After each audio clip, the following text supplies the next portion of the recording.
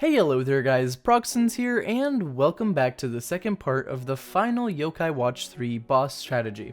In this video we are going to be taking a look at boss strategies for Dawn Spiracy, which is the Ghoulfather's second and more powerful form, and the Ghoulfather becomes this form once he absorbs all the power in the spaceship that he is in. Alright, so let's begin discussing the strategies for this final fight, which are quite a bit more complex than all the other fights. So, while going through this fight, you're going to notice that the boss uses quite a few different types of attacks.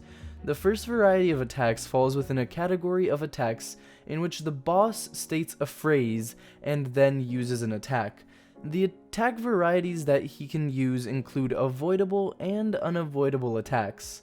The only avoidable attack is an attack in which he targets 2 rows on the battlefield with an attack from a Yeti-type creature, and this attack is avoidable by quickly moving your yokai to the untargeted row.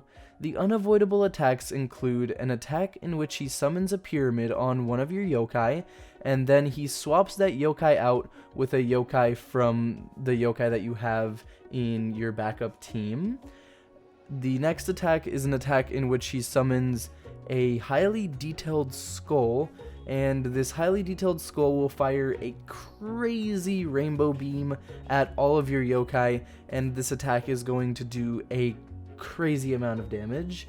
And lastly, he fires an attack in which he launches a wave of money at your yokai team, and this wave of money is going to inspirit your yokai and reduce their stats. And for this last attack, you're going to want to quickly uninspirit your yokai, so then you have a better chance of winning the fight. The next few attacks are attacks that you could probably consider as his more general attacks, and these are all unavoidable since they directly target your yokai and instantly do damage. And the reason I'm mentioning them, since they are general attacks, is because they're a bit more detailed than the general attacks of all the other boss yokai in the game.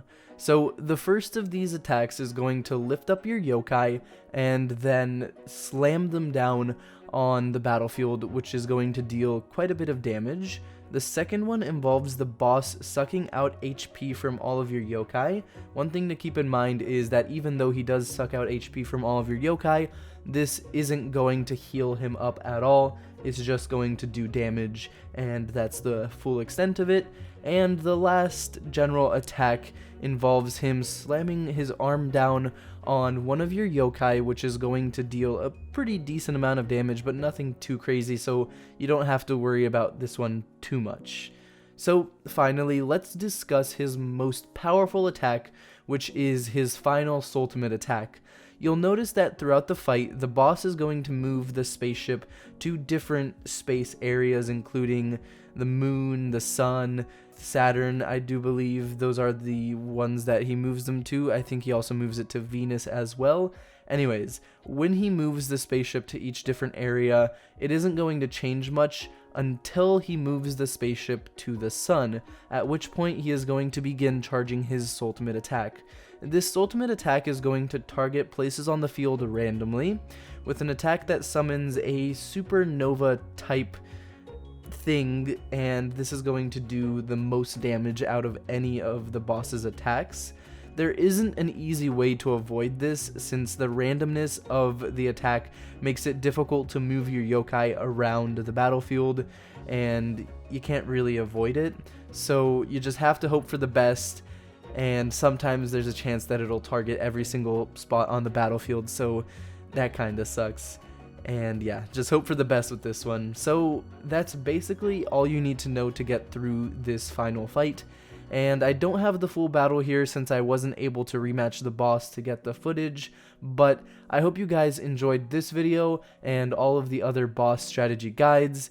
And if you did, don't forget to leave a like on the video, subscribe to the channel if you aren't already, and check out the Discord link down below. Thanks for watching, everybody.